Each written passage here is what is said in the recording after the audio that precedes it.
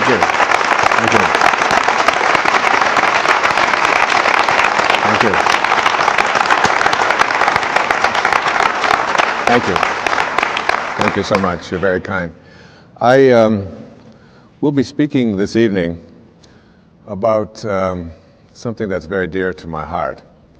It's not really a canned speech. It's not something that I've memorized. I don't speak from notes. I speak from my heart about something that I work on each and every day in my own life. It is about a process that has been a growth thing for me. The idea of there being levels of awareness, ordinary human awareness, and higher levels of awareness are something that you can do a lot of reading about and you can study spiritual literature. But until you begin to put it into practice and live it each and every day, it really just is something that is distant and more academic. What I will be attempting to do here this evening is to share with you some very specific principles that I have studied and practiced with my family, with my wife particularly, and our children, and my extended family. I am not here to proselytize for any particular point of view. I don't represent any religion. I'm not organizing anybody or encouraging anybody to join anything. I have never been a joiner. I don't pay any memberships anyplace. I really don't think of myself as a very organized person, period. I think a truth is a truth very often until you organize it. And then it becomes a lie very often because the organization becomes more important than the truth that we're attempting to teach. So this is not really about getting people to agree with me. When I was back in school, I had professors who used to say, if you want to understand poetry, or if you want to understand a great novel, or if you want to understand a great movie or enjoy it, what you have to do is practice what he called willingly suspending your disbelief. So that when you go into a movie theater, for example, you will see a two-dimensional screen. And you don't walk in and say, well, that's just a two-dimensional screen with a lot of images that are being projected from the rear of the room from a projector, and I'm not going to allow my emotions to be impacted or affected by a silly little thing like a projector. If you did that, you would not be able to enjoy the movie. What you do is you willingly suspend your disbelief. You just let go of any of your doubts, and you just allow yourself to be entertained for a couple of hours. And you say, like, all right, Nicolas Cage can exchange faces with another man, all right? That's a possibility. I'll buy it, all right? And they can go home and convince their wives, even though they've just exchanged faces and nothing more, which was always a surprise to me, that this thing's really happening. But what I'd suggest to you is that if you argued with that and said, oh, this is ridiculous, or this is just not possible, that you wouldn't be able to enjoy the movie. And I suggest that you take what I'm speaking about here this evening. Some of it will conflict with some of the things that you have been conditioned to believe in, some of the things that you may hold very dear to your heart. And I'm not here to challenge them. I'm not here to get you to change your point of view. I'm not here to get you to join some organization that I think will get you to be more enlightened.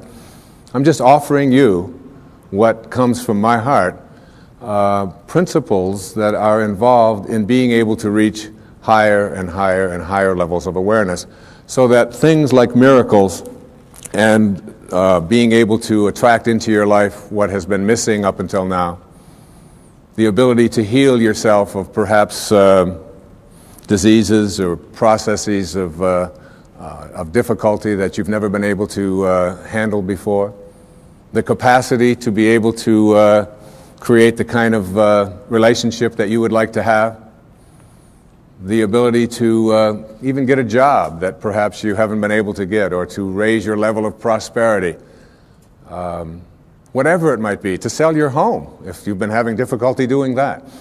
That there is an energy in the universe. There is something that is in each and every one of us. and it's also in the universe, and you are connected to it in a way that is often perceived to be aloof from us, because it's invisible, because it's in the world of what we call spirit, the world that is not material. And I would like to suggest that you suspend your disbelief, allow yourself to know that you're not a human being here having a spiritual experience, but that it's the other way around, that you're a spiritual being having a human experience. And the quality of your human experience is really much more dependent upon how you use this invisible intelligence and how you connect to this energy. And once you have an awareness that you can never be separate from it, that you and it, and whatever you call it, it doesn't matter. It doesn't matter if you call it God, if you call it divine presence, if you call it soul, if you call it spirit, if you call it consciousness, if you call it Christ consciousness, you can call it Buddha consciousness, you can call it Louise, you can call it Edna, you can call it Ralph. Alan Watts once said that you can't get wet from the word water. It isn't the word that allows you to experience water. And whatever it is that you call it is something that is distinct from what it is. When I was walking in here this evening on these beautiful grounds, I saw some people looking at the flowers and the different plants that were growing. And as they were looking at them, there was one person who was obviously an expert, a botanist of some kind, and he was trying to explain to each one of the people what the name was, the technical name for each one of the flowers. And I was watching that and thinking, it doesn't matter what you call it. Can't you enjoy? Look at that thing. It's orange, and it just came out of nowhere. There's something very profound about enjoying it and being there with it, rather than being obsessed with labeling it. There was a very famous Danish theologian. His name was Søren Kierkegaard. He once said that once you label me, you negate me. Once you place a label on me and put me into a compartment or a category of some kind, I must then become what it is that you have labeled me to be. So that we want to be able to live our lives and to practice principles of higher awareness without being so consumed with what I call ordinary human awareness.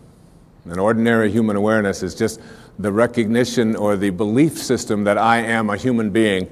Maybe I'm having a spiritual experience, I'm not quite sure. But higher human awareness, what is sometimes in the East called Siddhi awareness. In the West, it's been called higher consciousness or Christ consciousness. There's many names for it. But when you get beyond just knowing yourself as this body and this personality and this thing that you inhabit, and begin to realize that who you are is that which was never born and can never die. When you recognize your eternal self. And that's what this program is really about. It's really about recognizing the power, the energy, the capacity to be able to do what it says in some of the most holy books that you've ever read, that even the least among you can do all that I have done and even greater things.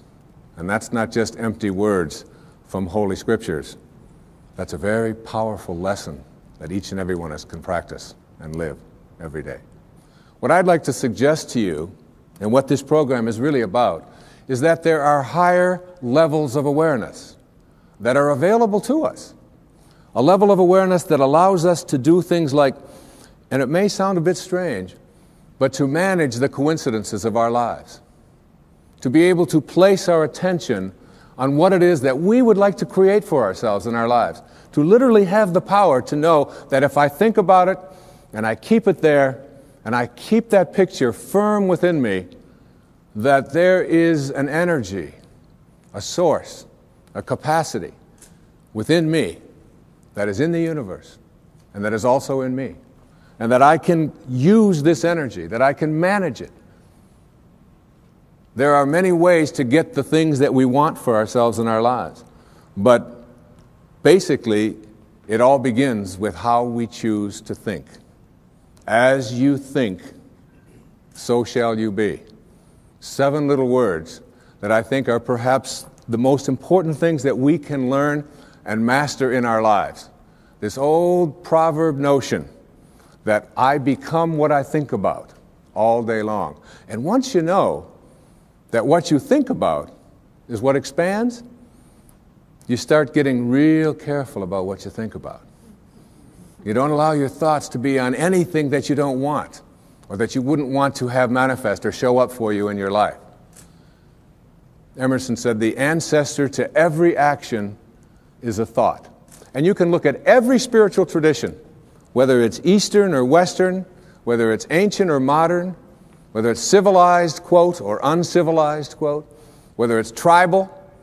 And there is, in all of these persuasions, this idea that inside each and every one of us, in a place that is not material, in a place that has no dimensions, in a place that has no boundaries, that in each and every one of us, we have this power, and we have this intelligence. And you can never see it. I've often said that when you die, if you're going to die, and 5 minutes before you're ready to leave, they weigh your body. And let's say it weighs, let's pick a good number, 150 pounds, all right? And then life leaves your body. And they weigh your body instantly after you're dead. And it still weighs 150 pounds. So that your body weighs the same, alive or dead, before it begins to deteriorate. And if that's the case, then your life, this thing that leaves your body and your body still weighs the same, is weightless. Your life is weightless. You can't put a dimension on it. You can't put a measure on it. Who you are is that life. And that life is not in the dimension of material. It's like if I want to wiggle my finger, I just have to have a thought. And the thought says, I think I'm going to wiggle my finger. And then I do this, and you say, well, that's really no big deal. But it really is a big deal. Because there's something invisible in here that says, I'm going to wiggle my finger. I've never seen that. I've never been able to, you can put that under an x-ray, you can try to measure that and find out what it is in there that allows you to say, I'm going to wiggle my finger, and you can never find it. It's not in this world, if you will. So I can do all the scientific studies, and what I can do when I do these scientific studies is I can find the command center inside of me. And I can go to the brain and I can point to a specific point, and scientists can do this and say, there's the command center which allows you to have a thought, I think I'm going to wiggle my finger. But there's no computer and there's no scientists and there's no technology that can ever allow us to go inside and say, there's the commander in the command center. Can't find it.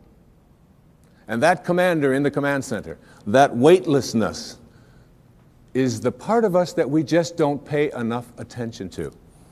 And what I'd like to suggest here this evening is that once you start becoming aware of the power of thought, and if you look around, just look around you at everything that you see, it all began with a thought. We become what we think about. And that is probably one of the most important principles in learning to manifest. But in my mind, as I think about this idea of getting what you really want and being able to attract it into your life, what we have to look at is basically the obstacles that we have conditioned ourselves. And you notice I say that we have conditioned ourselves, because I have never believed that we need to be putting the responsibility on someone else. If you're conditioned, it's because you have allowed yourself to become that.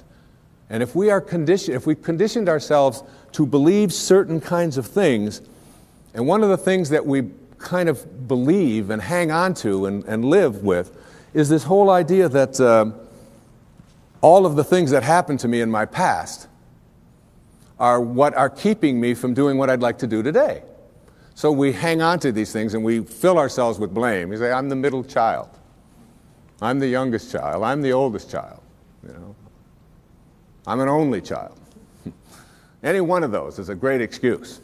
You know, if you're the youngest child, you can say, well, you know, how could I be making decisions for myself and be a fully functioning person today when I always had somebody else telling me what to do my whole life? How could I think for myself? If you're the oldest child, you can simply say to yourself, Well, how could I be expected to think for myself? I always had to think for somebody else. I was always doing it for somebody else. And that leaves the middle child, the classic identity crisis. Oh, poor me. My mother didn't even know my name. She was always calling me by this one's name or that one's name. So I don't know where I fit in. So that takes care of everybody except the only child. And of course, the only child, well, your parents looked at you and said, we won't be doing that again. Huh? You have to live with that, I don't. Huh?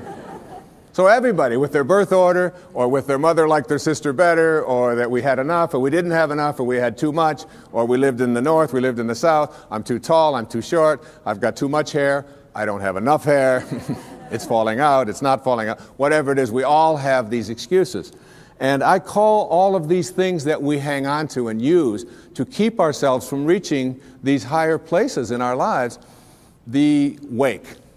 I call it the wake. And the wake comes from a story that I heard Alan Watts tell one time, and it was a very powerful story. He said, your life is like a boat, and it's heading up the river at, say, 40 knots, all right?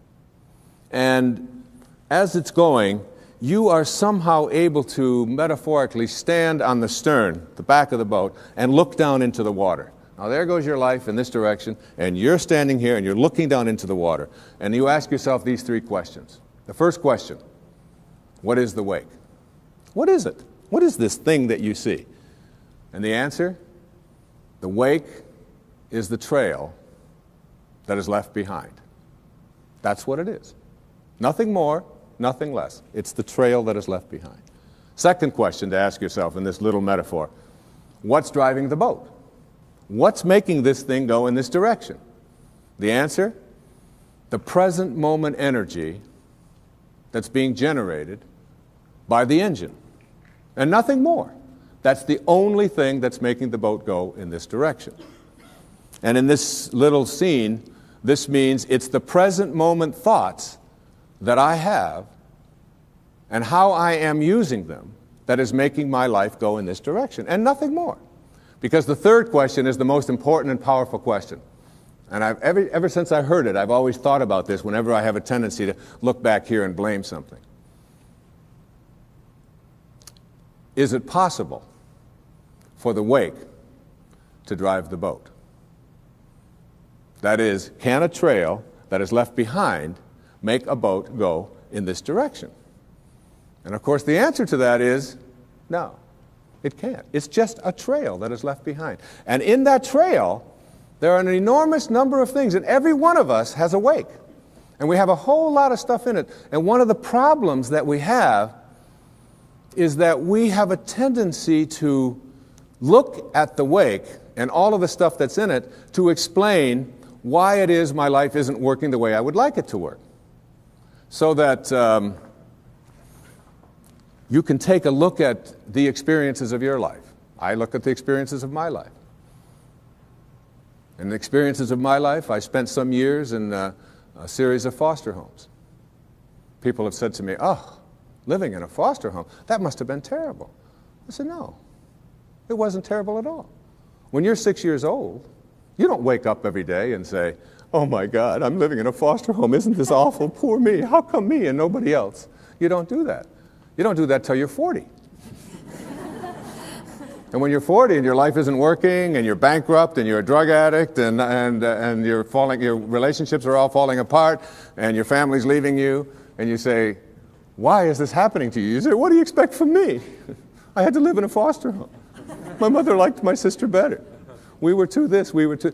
And so it's like we take a look at all of these things in our wake. And I'm not saying here that you shouldn't be in touch with your past and all of the things that are back there, but to use it as excuses for why you can't get where you'd like to get today is something that if you do that, you will never get to this place that I'm talking about in this program, which is this place that I call higher awareness, way beyond ordinary human awareness. One of the most powerful lessons that you can ever learn, I had to learn as a young man. My own father was a man who walked away. He left. He left home when I was just a baby. Left my mother, who's sitting right here, 107 years old. Is that? No, you're not 107. 82 years old, though. And with 3 little boys. And all I had ever heard when he walked out about this person that my older brothers told me about, and that when my mother got her family back together again when I was 9 years old, and did all that she could to make a family again, with all the hardships. This was a man who never made a phone call, who never sent a penny, who spent some time in prison, who was an alcoholic, who died of cirrhosis of the liver at the age of 49 and was buried in a pauper's grave in Biloxi, Mississippi.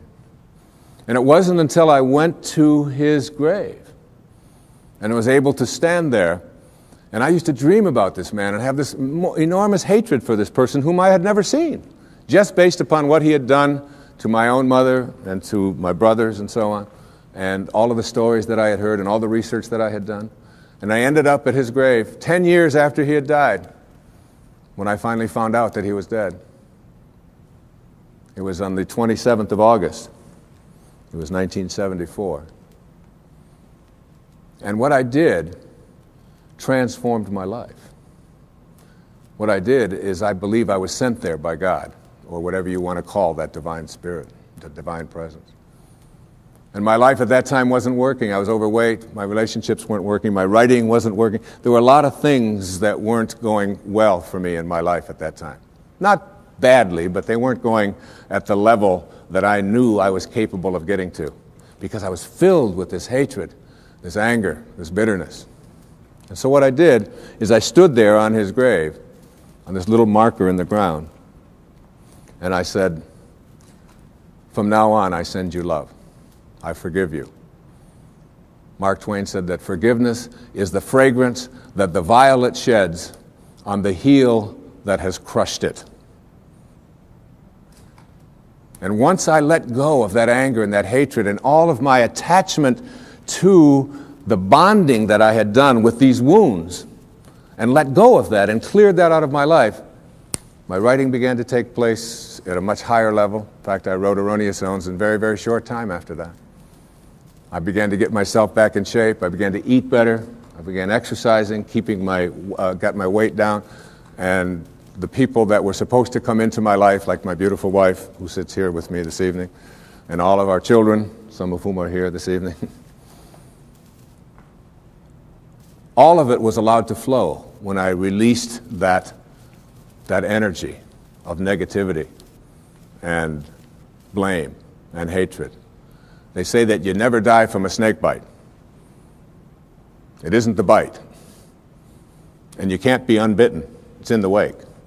What kills you is the venom that continues to pour through you long after the bite has taken place.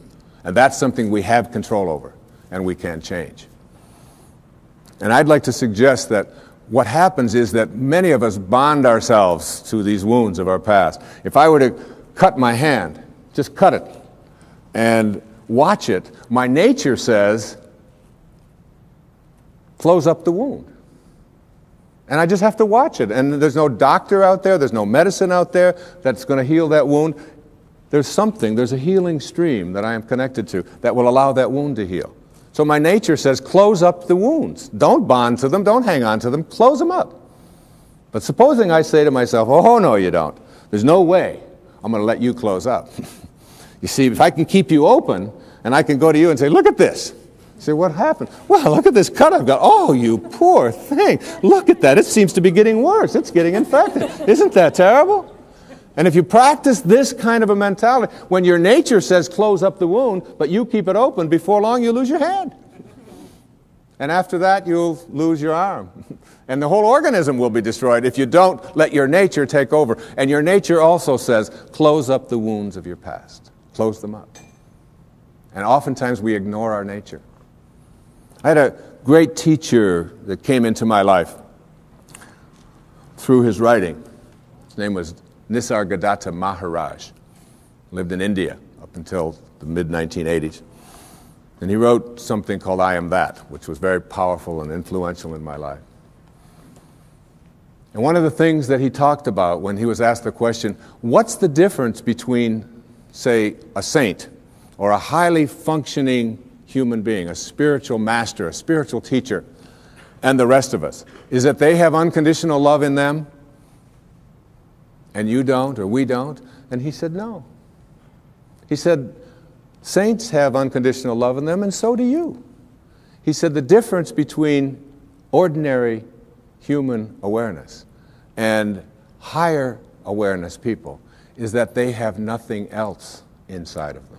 That's all they have.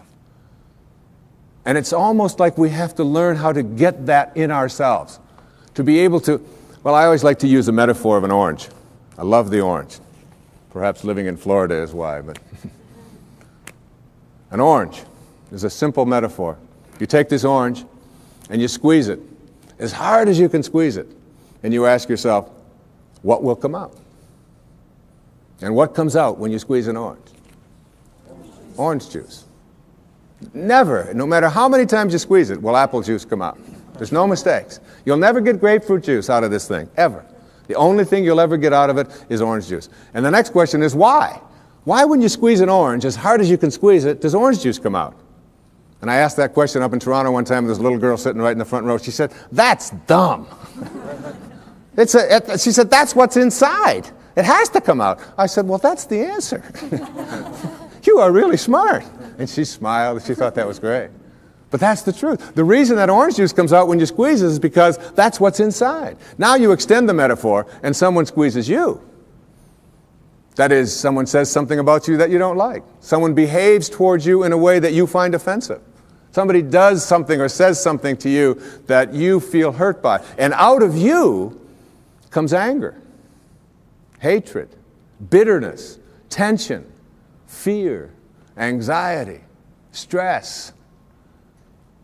And immediately you say, the reason that comes out of me is because of how he said it, or the way that she said that, or because they did that.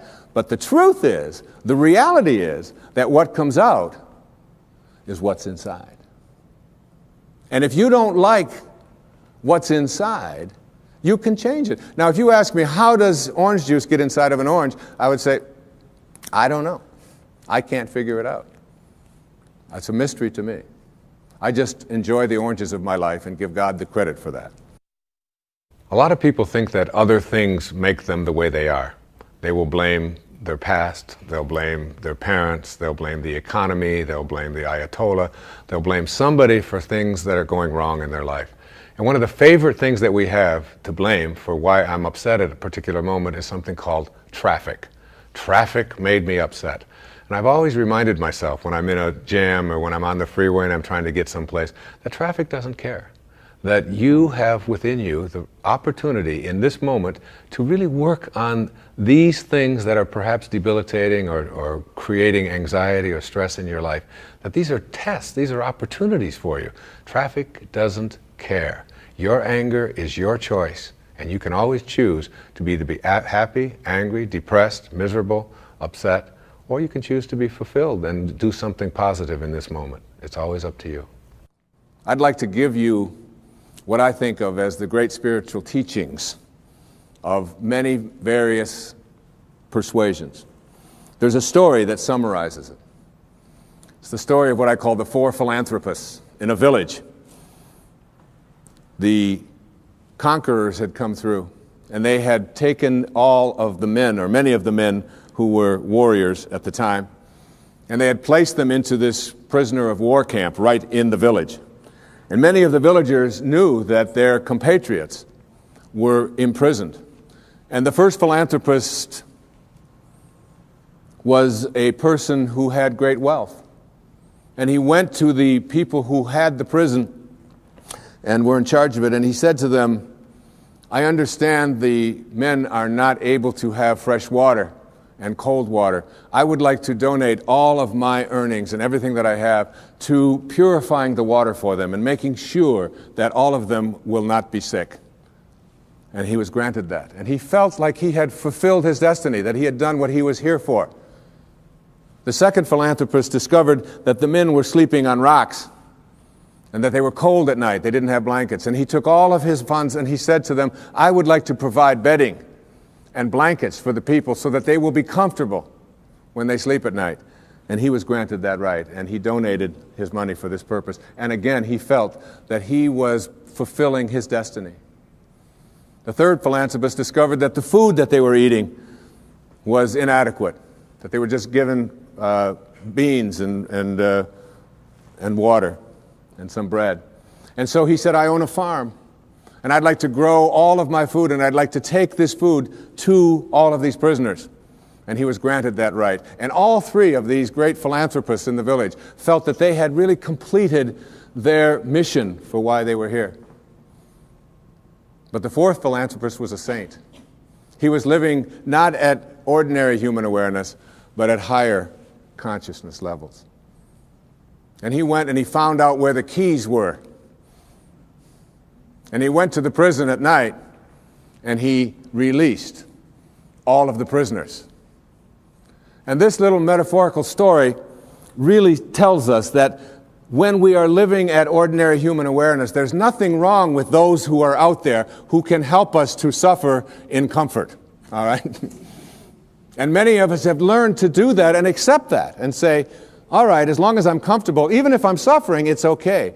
But there are those who have keys, and those keys can open the prisons. One of the great teachers in my life was Carlos Castaneda.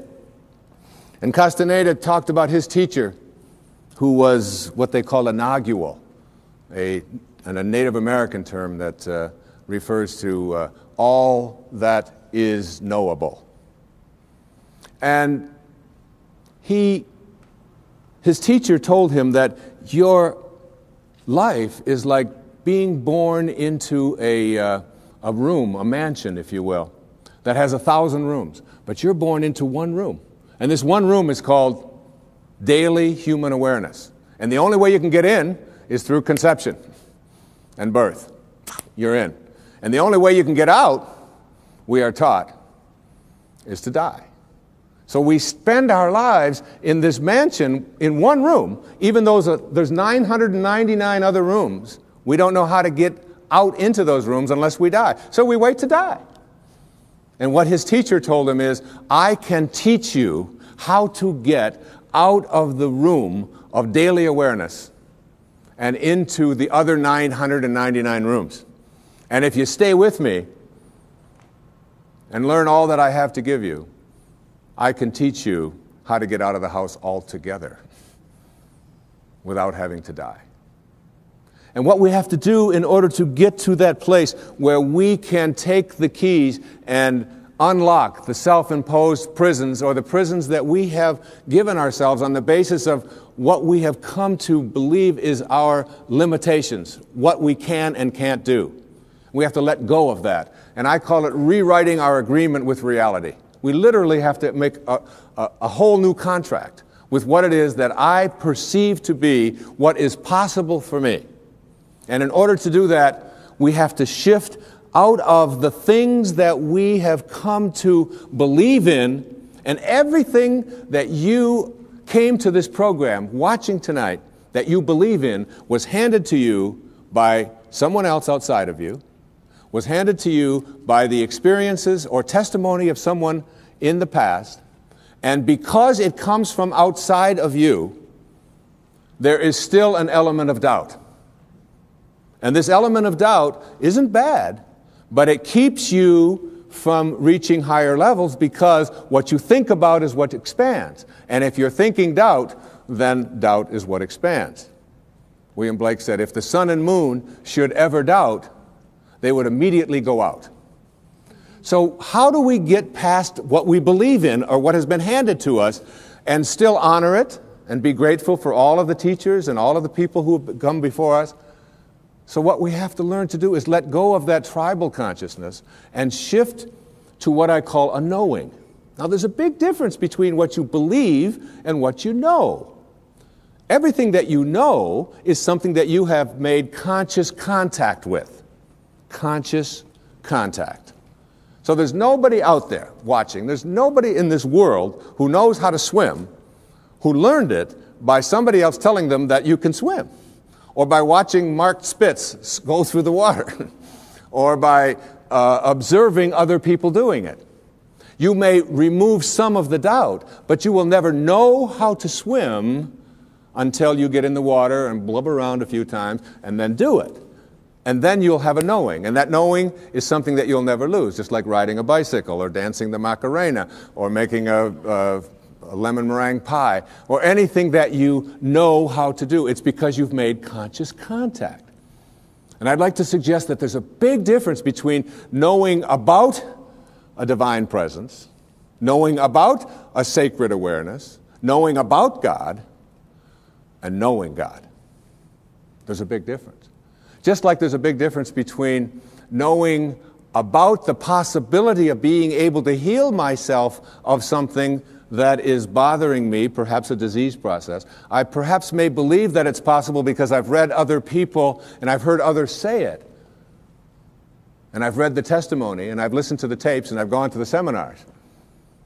But until you have made conscious contact with it, you'll never know it. And I'd like to suggest there's a wonderful poem. I'd like to share this poem with you. It's written by a wonderful woman. Her name is Valerie Cox. And she lives up in Seattle, and she's written quite a bit of poetry. This particular poem really speaks to me to the difference between what you know and what you believe in. Immerse yourself in these words. A woman was waiting at an airport one night with several long hours before her flight. She hunted for a book in the airport shop, bought a bag of cookies, and found a place to drop. She was engrossed in her book, but happened to see that the man beside her, as bold as could be, grabbed a cookie or two from the bag between, which she tried to ignore to avoid a scene. She munched cookies and watched the clock as this gutsy cookie thief diminished her stock. She was getting more irritated as the minutes ticked by, thinking, if I wasn't so nice, I'd blacken his eye. With each cookie she took, he took one too. And when only one was left, she wondered what he'd do. With a smile on his face and a nervous laugh, he took the last cookie and broke it in half. He offered her half as he ate the other. She snatched it from him and thought, oh, brother, this guy has some nerve, and he's also rude. Why, he didn't even show any gratitude. She had never known when she had been so galled, and sighed with relief when her flight was called. She gathered her belongings and headed to the gate, refusing to look back at the thieving ingrate. She boarded the plane and sank in her seat, then sought her book, which was almost complete. As she reached in her baggage, she gasped with surprise. There was her bag of cookies in front of her eyes. I love that. I love that. If mine are here, she moaned with despair, then the others were his, and he tried to share. Too late to apologize, she realized with grief that she was the rude one, the ingrate, the thief, the cookie thief.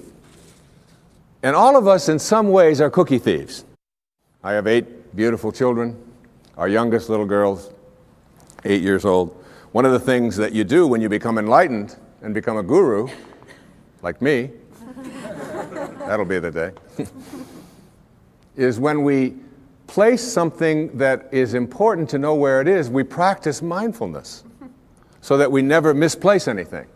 So obviously, having reached this exalted level of awareness in my home with my 8 children, I never misplace anything. So I place my keys right here in a certain spot. But my little girl has this wonderful habit of taking my keys and hiding them on Daddy in the morning so that she can watch me flip out as I look for the keys. And I'll say, Sage, how many times has Daddy told you, don't hide my keys in the morning? Daddy, you told me not to do it. I don't hide your keys anymore. Come on, where'd you put my keys? The last time they were in your dollhouse, where did you put it? Daddy, you told me not to do it. And then, of course, my 12-year-old daughter, Serena, loves to just assume this stance. She's watching me raise my voice. She'll say, I wonder what all those people would think of Mr. Positive if they could see him right now. Get lots of reminders. So I give up. I say, look, when I come back out here, I want those keys here. And I go back and I get my clothes on and I reach in my back pocket, and there are my keys. right where I had left them the night before, in my pocket. And there's a fine line, I think, between being a guru and being a jerk, all right? And I probably crossed that line more times than I should be admitting here on television. But this idea of being a cookie thief and creating a knowing is something.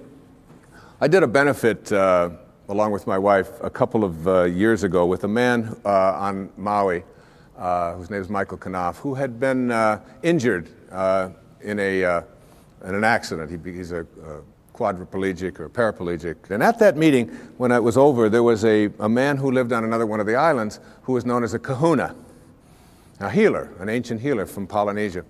And he was introduced to me, and he said, that was a nice talk, and so on. And I said, how do you get to be a kahuna? You know, do you take Kahuna 101? I mean, what courses do you take? How does this work out? And he said, no, he said, kahunas are raised to have no doubt. To have no doubt. To have a knowing. And he said, when a knowing confronts a belief in a disease process, the knowing will always triumph. And that knowing is something in which you say, you are healed, and healing takes place. One of the great stories of knowing is, again, with our little girl, Sage, who we were spending the summer in our summer home, and we went to visit this dermatologist. And Sage has had this thing called flatwarts for the last, since she was 2.5 years old. From 2.5 until 7, which is over 4 years, she had these flatwarts, and not only did she have them around her face, around her mouth, and around her nose, but they were getting worse. They were moving up, and they were getting up around her eyes and so on, and we noticed that they were getting progressively worse, even though all of the places that we had taken her had said, they will go away. She'll outgrow them. But it didn't seem to be that way, and they always said it would be a few months. Well, years had gone by, and she still hadn't. So we were over at my friend's, this dermatologist in Kihei, and I said, Kenny, as long as we're here, would you mind taking a look at Sage? And my wife was there, and he took this big white light, and he put it in her face, and he said, you've got flatwarts. She hates that term. She never wanted to call them flatwarts. She calls them her bumps. All right? She just called them her bumps.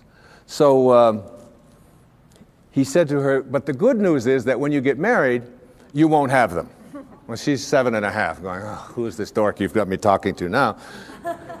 And then he said to her something. He said, you know, we can't burn them off, and there's no medicine that we can give them. But he did say something to the effect that the ability to rid yourself of these things is within yourself.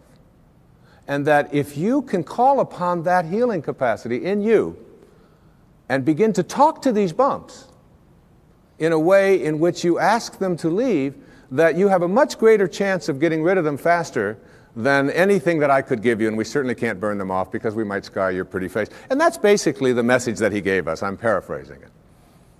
So we went back that night to where we were staying, and there was a whole bunch of kids there, as there always are when we're staying, and all of their friends were there. And we walked into the bedroom, and it was late at night, and over in the corner, on her air mattress, was Sage. And she had the blankets pulled up over her head, and she had a flashlight underneath the blankets. And I went over and I lifted up the blanket. I said, honey, is everything all right? She said, shh, I'm talking to my bumps. And I left the room and I came into my wife in the other bedroom. And I said, honey, you're not going to believe this, but Sage is in there talking to her bumps. Isn't that great? The next night we did the same thing. That was the second night. The third night, the same thing. Now that was Thursday. On Friday, this happened on Monday. On Friday, as God is my witness, on television, every single one of those bumps was gone and has never reappeared since. A knowing. You see, there is a stream of healing that is something that we can plug into. It's very much like electricity. People say, well, in ancient Greece, there was no electricity. There was electricity. We just didn't plug into it. That's all. And there's a stream of healing. And when we go into that stream of healing with a knowing, we go to a higher level within ourselves. And we don't allow any doubt in. Basically, in every single one of us, every human being out there, there are two of us. There's two people. The first person in each person is called the ego, or I call it the ego. E-G-O. earth guide only, all right? This is the part of us that says who I am is separate from you, separate from God, separate from my environment, and therefore I'm in competition with, and my value is based upon how much I get, how much my stuff is worth, how much better looking I might be, or how much more attractive I might be, how much more money I might have, the value of my possessions, and so on. What is mine? So it's not mystical awareness, which says I am connected. It is that individual lower level of awareness, which says my ego. This is mine. Also, in each and every one of us, there's another person. And this other person is called what I call the sacred self, or the higher self. And this sacred or higher self really doesn't care how much you get. It doesn't care who you're better than. It doesn't care how much stuff you have. It's not interested in any of that. The problem is that we very seldom listen to it. We pay very little attention to it. This higher or sacred part of us wants only one thing. It wants us to be at peace. At peace.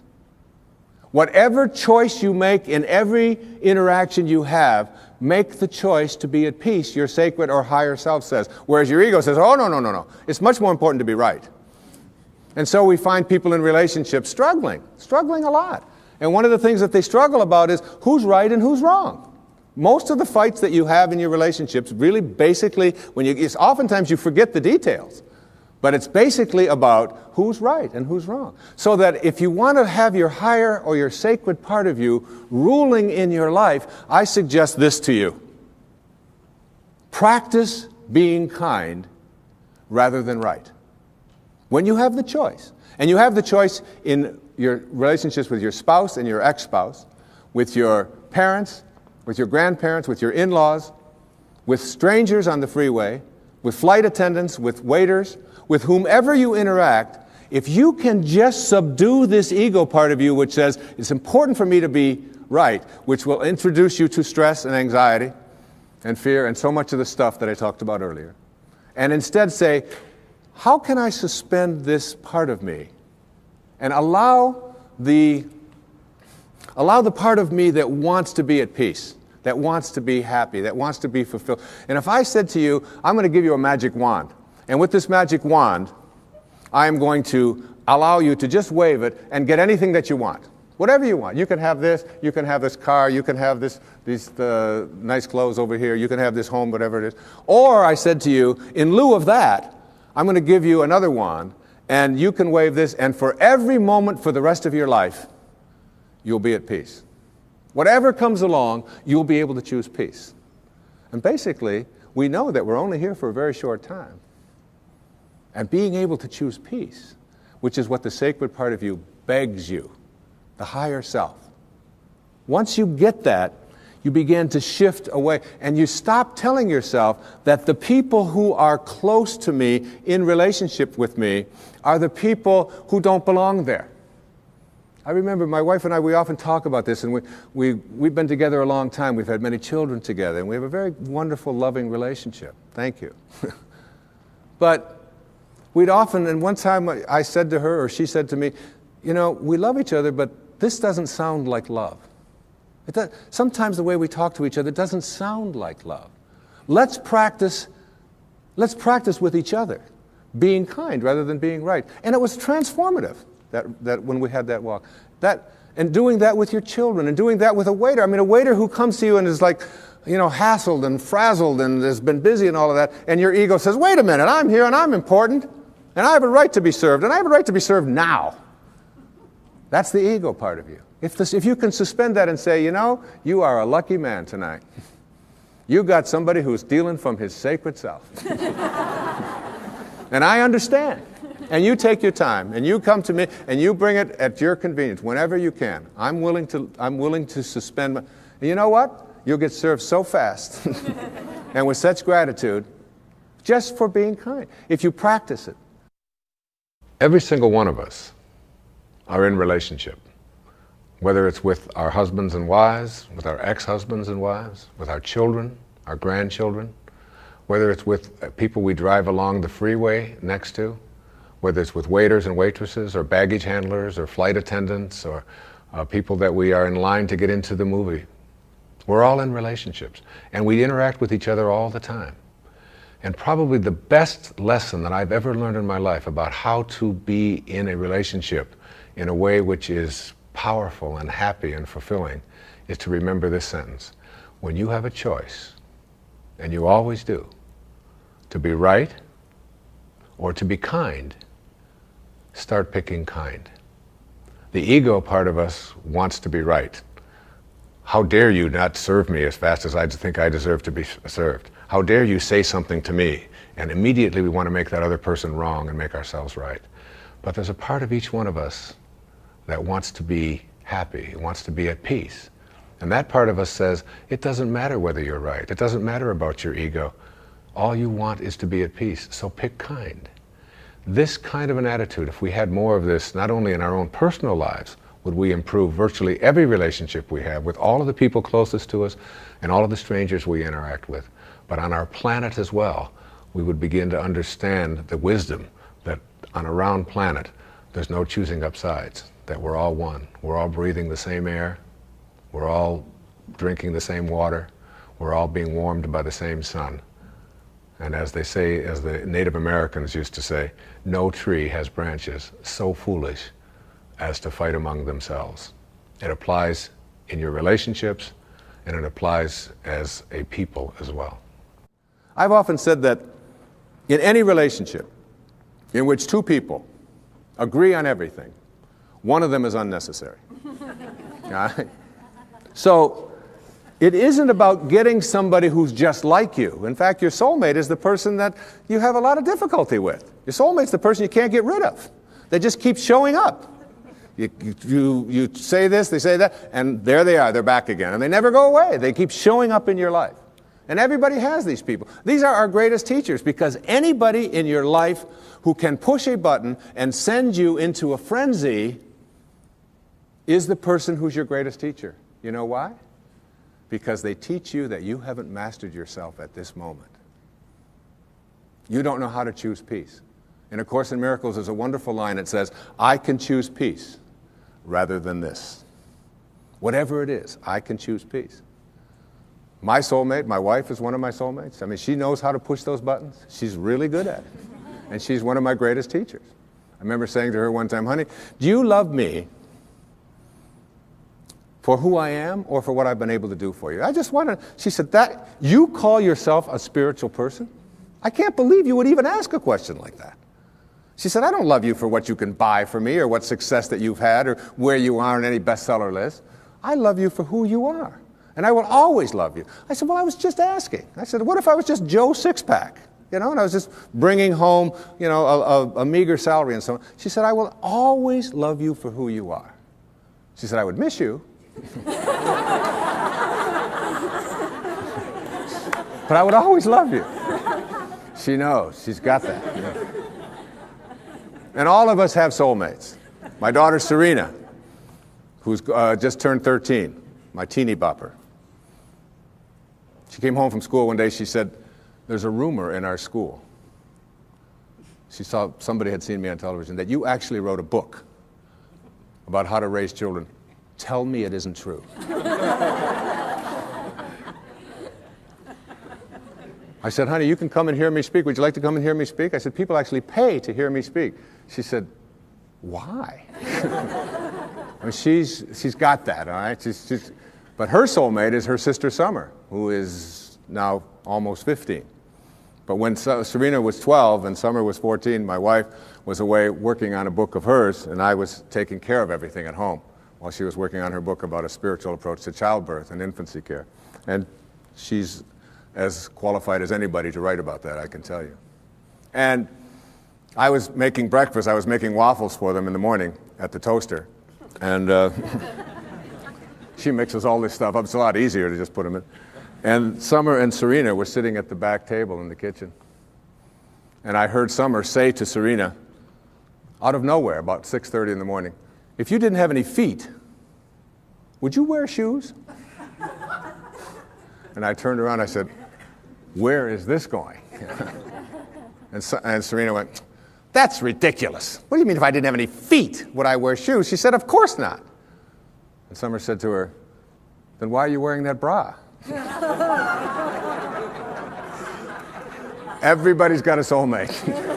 Stormed out of the room, and it was all. But it isn't the people who agree with us, it isn't the people who tell us the right thing, it isn't the people who always find us, just perfectly smelling good and so on. There is an element of understanding that everybody who shows up in our life has something to teach us. Many people have said to me that they have observed in my writing and in my teaching over the years that I have changed. I've evolved, if you will. That when I first wrote Erroneous Zones and Pulling Your Own Strings and books like this, that I was really talking about something much different than I'm talking about today, which is spirituality, higher awareness, higher consciousness. And it's true. Because one of the great teachers, again, in my life was Carl Jung. And in Modern Man in Search of a Soul, he said that there are archetypes, there are stages that we go through when we reach adulthood. He said those stages work like this. He said it starts out with the athlete when you reach adulthood. And he called it the athlete, not as a put down of athletes, but as the time in our adult life when our primary emphasis is on our body. What it can do, how strong it is, how fast it can run, how much it can lift, how beautiful it is, and so on. And we believe that we are a body, if you will, perhaps with a soul. He said the second stage is what he called the stage of the warrior.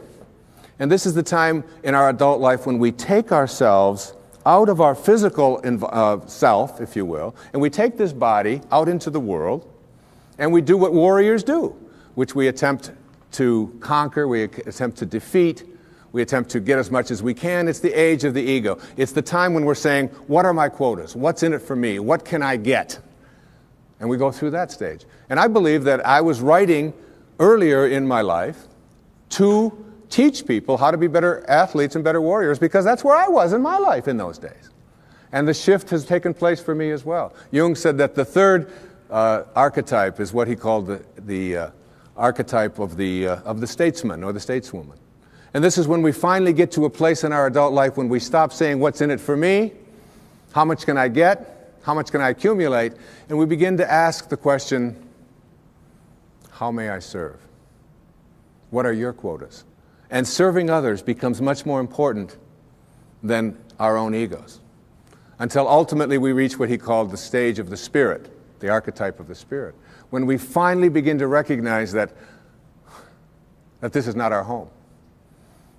What it means in the holy books when it says, you are in this world, but you are not of this world.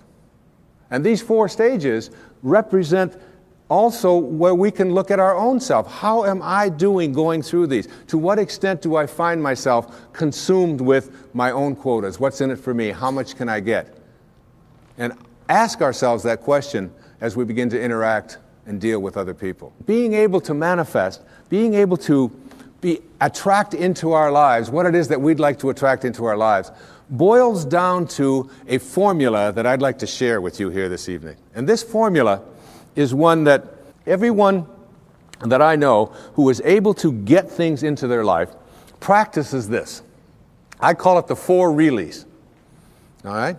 So that what you really, really, really, really want, you will get. And these 4 reallys each of them stands for something. And if you look at people who are good at, some people call them lucky, some people call them highly spiritual, whatever it might be, but they are good at getting what they want in their lives. And here are the 4 reallys. The first one says, I wish. So what you really wish for, everything that you'd like to get into your life starts with a wish. It's a thought. I wish I could get that job. I wish I could get that promotion. I wish I could lose weight. I wish I could get rid of that addiction that I have. I wish I could, whatever. It's a wish. So you have to start with a wish. The second really stands for what you desire. What you really wish and desire. And the difference between what you wish for and desire is in what I call asking. Ask and you shall receive. Ask and you shall receive. It's not empty words. Be willing to ask. When I get stuck sometimes writing and I'm just not quite sure where to go or whatever, I just leave the typewriter or I leave the yellow pad that I'm writing on. I walk over to the couch and I get into a meditation and I say, I would like some help in having this become clearer as to how to express it. And it's always there. Sometimes the phone will ring, and my wife will call and she'll say, "Did you know that this was in the mail?" And I'll say, "Read it to me," and it'll be exactly what I needed. Sometimes it just comes in the thing that I call an intuition or an insight, whatever it might be. The third really stands for what I intend. So now you shift away from what I wish for and ask for, and you frame it in such a way that you intend to create it. I intend to create this, whatever it might be, whether it's a healing, whether it's a losing of weight, whether it's getting rid of an addiction, whether it's creating prosperity. I intend to create it. And if you notice people who are good at manifesting, they don't mince those kinds of words. I will do it. And someone will say, "Well, what if it doesn't work out?" You say, "Well, then I'll just learn whatever I have to learn from it not working out. But I intend to create this in my life." There's an intention, and the intention is so powerful that you become independent of the good opinion of other people. You're not checking it out with the tribe. You're not checking it out with what everybody else out there said you should do or shouldn't do. You're saying to yourself, "I intend to create it." And I often tell people, don't tell anybody else about what you want to manifest. Don't make it a big statement. Instead, keep it to yourself. And they say, "Why do you want to say that?" I say, because the minute that you do, you invoke ego.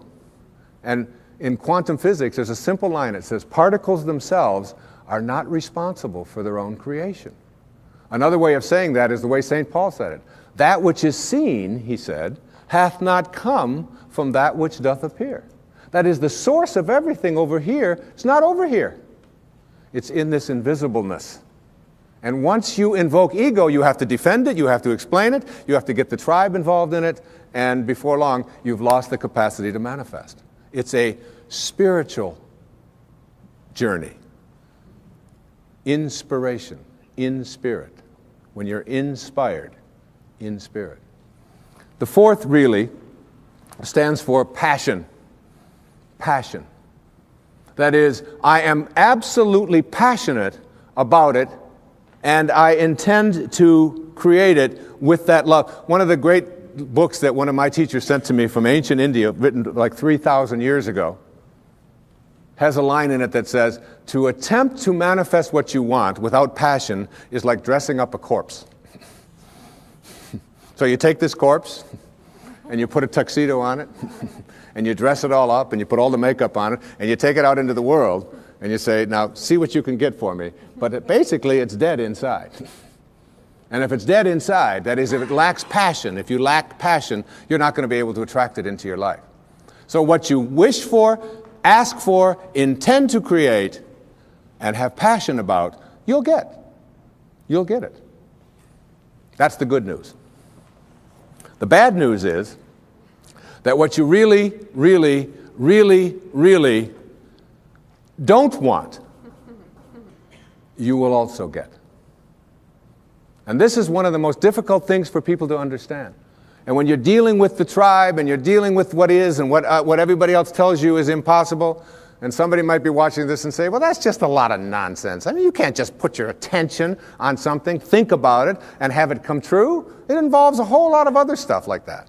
You see, here's how it works. You cannot attract thin from "I hate being fat." Because if what you think about is what expands, and what you're thinking about is hating being fat, then hating being fat is what you will continue to manifest. You act upon what you think about. You cannot attract prosperity from an inner consciousness that says, "I hate being poor, I despise being poor."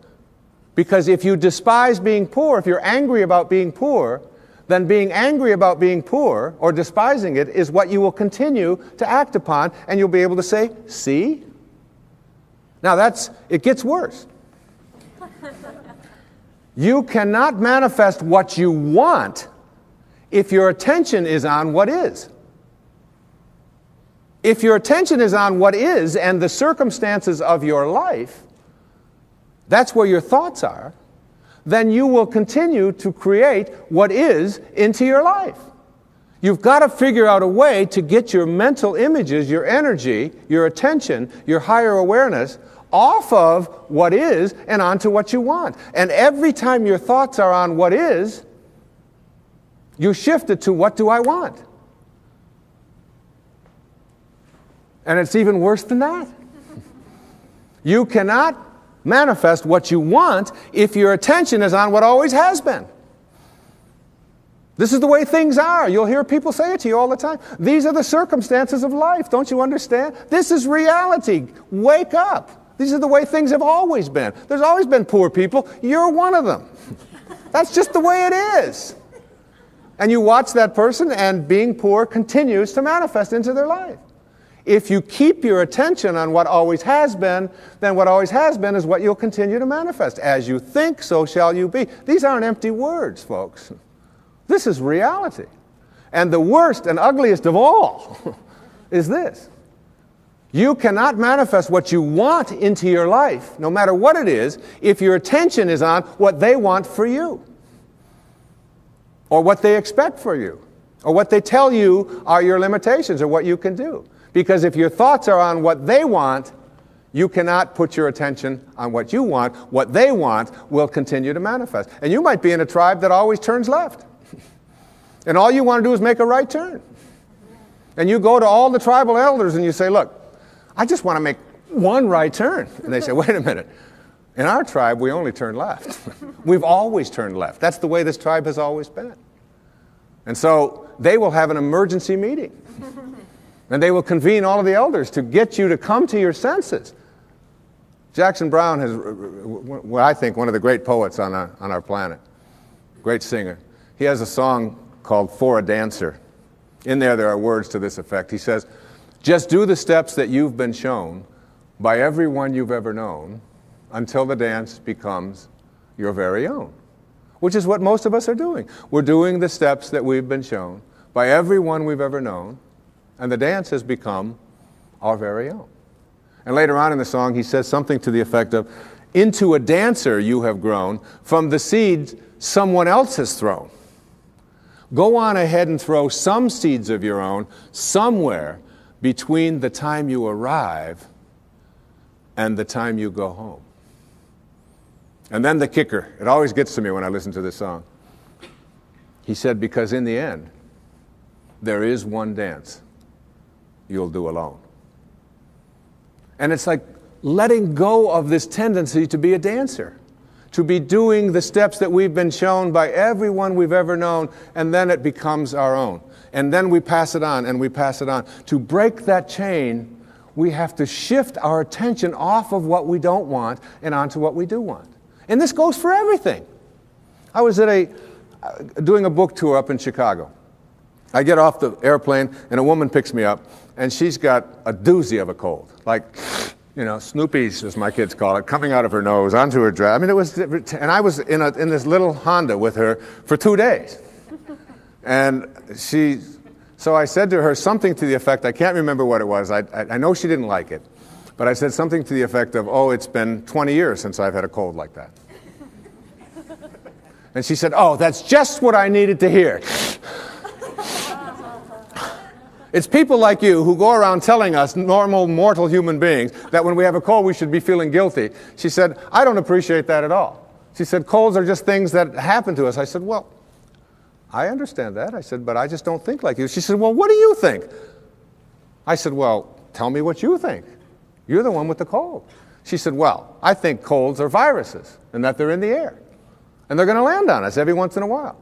And when they do, we shouldn't be feeling guilty about it and feeling bad about it, and people like you writing books about it to make us feel worse. I said, look, we're on the same page here. I said, I believe just like you.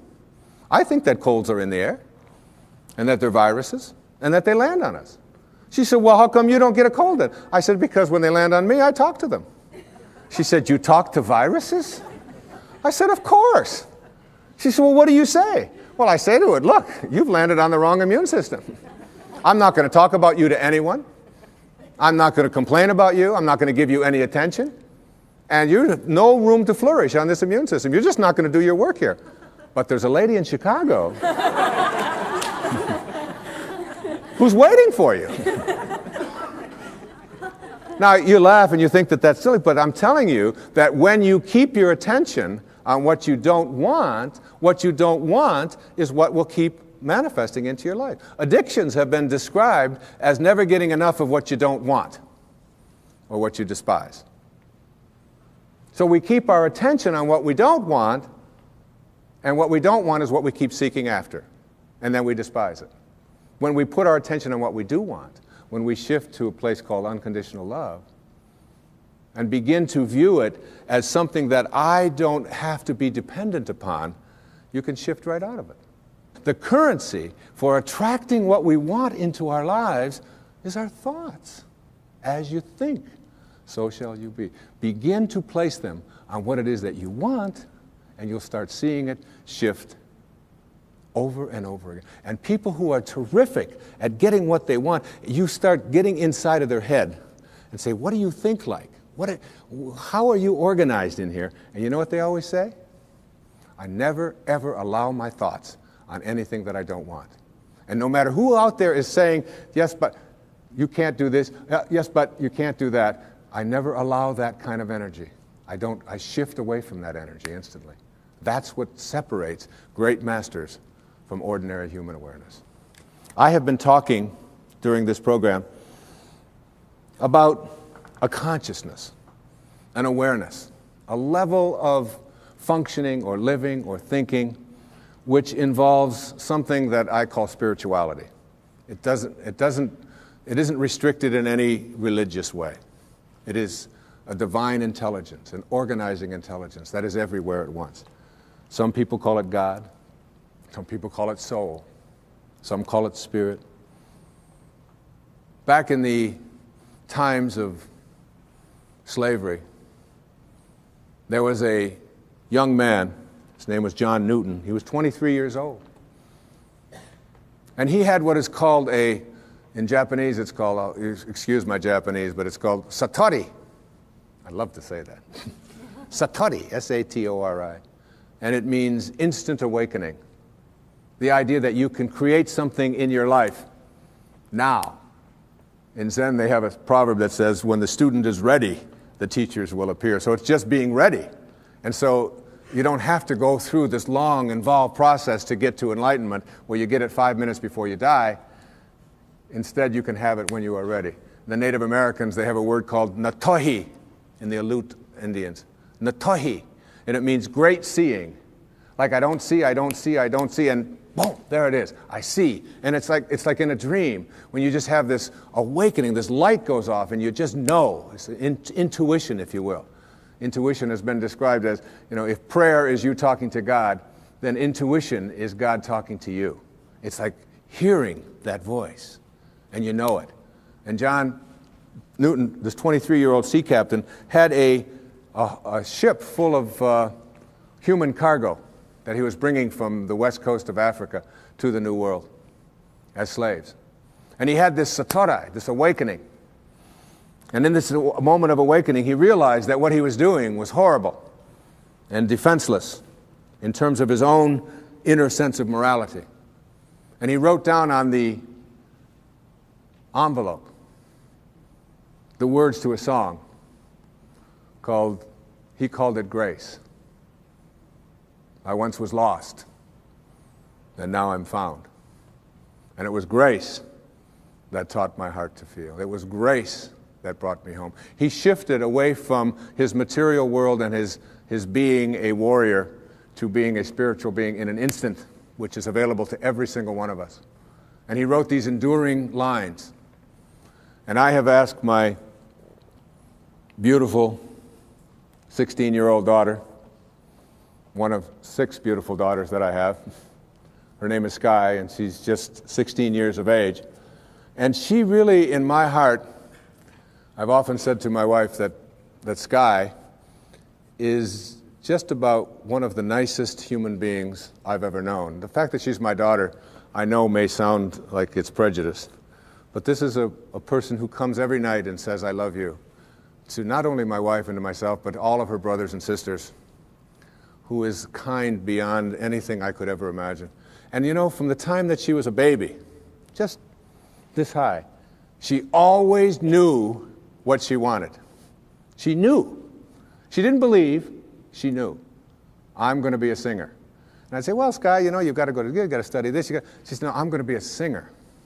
And she would never hear of anything to the contrary. And if we were walking through a mall and someone would say, and she'd be 2 years old, up to my knees, and someone would say something to her, she would just sing a song for them. And she'll do it at any time. She had that knowing. She really, really, really, really, with passion, has always known it. And sings all the time and lightens up our house and my life and my wife's life in just the most magnificent of ways. And I asked her if she would please come tonight and sing this song for this program, to close it with as beautiful a rendition of Amazing Grace. And listen to the words. It isn't just my pride in my little girl singing. It's the message of finding yourself and reaching that higher level. So, ladies and gentlemen, my beautiful daughter, Sky Dyer, singing Amazing Grace.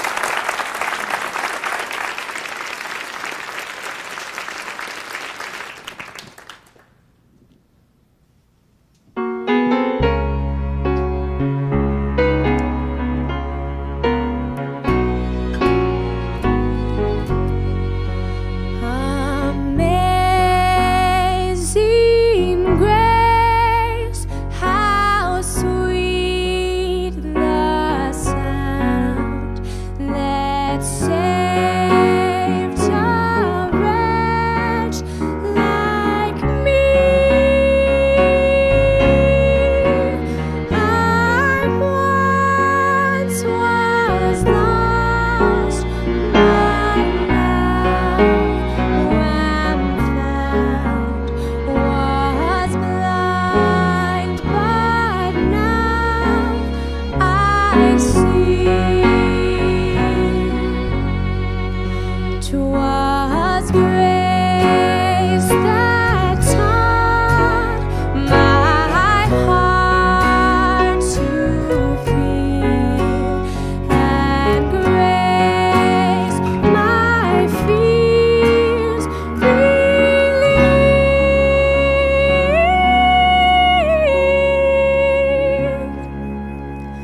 How precious did that grace appear, the hour I first believed. Through many dangers, toils and snares, I have already come. 'Twas grace that brought me safe this far, and grace shall lead me home.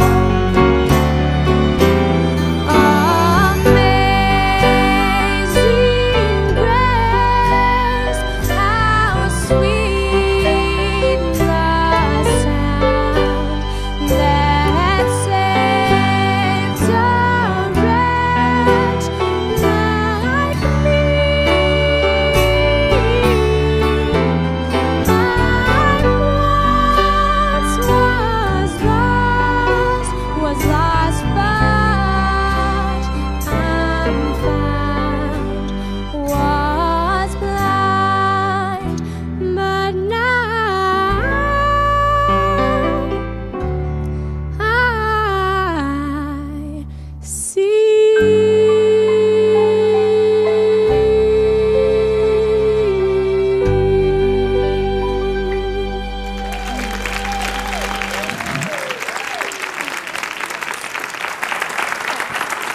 Oh, I missed that.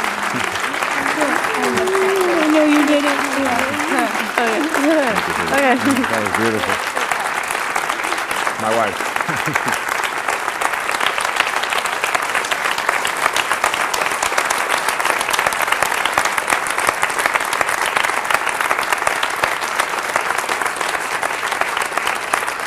I once was lost, and now I'm found. The message of that song is the message of this program. You'll get rid of the snares of your life. You'll let go of all of the things that keep you from reaching that exalted level of spiritual awareness. And you'll find yourself coming home. And when I say coming home, I mean returning to your source. Not the ego, which believes you're separate from it, but your sacred, highest self, which knows. God bless you, and thank you for watching.